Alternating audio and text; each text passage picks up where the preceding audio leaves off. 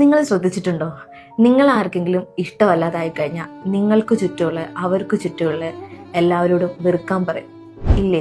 അങ്ങനെ ഉണ്ടായിട്ടില്ലേ? എന്നാൽ എക്സാക്ട്ലി ഈ ഒരു മൊമെന്റിലായിരിക്കും നിങ്ങളെക്കുറിച്ച് പല അപവാദങ്ങളും റൂമേഴ്സ് അതുപോലെ കള്ളങ്ങളൊക്കെ പറഞ്ഞു പരത്തുക. അപ്പൊ ഇനി ഒരാളല്ല നിങ്ങളെ വെറുക്കുന്നത്.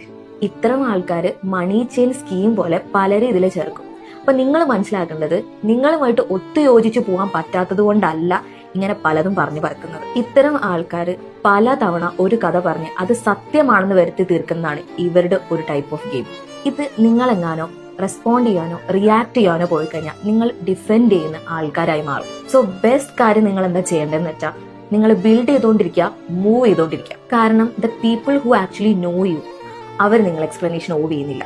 ആൻഡ് നിങ്ങൾ മനസ്സിലാക്കേണ്ട ഒരു വലിയ റിയാലിറ്റി എന്താണെന്ന് വെച്ചാൽ, നിങ്ങളെക്കുറിച്ച് പറഞ്ഞു നടക്കുന്ന റൂമേഴ്സ് സത്യമാണെന്ന് വിശ്വസിക്കുന്ന ആരും നിങ്ങളെ വിശ്വസിക്കാൻ ഉദ്ദേശിച്ചിട്ടില്ല.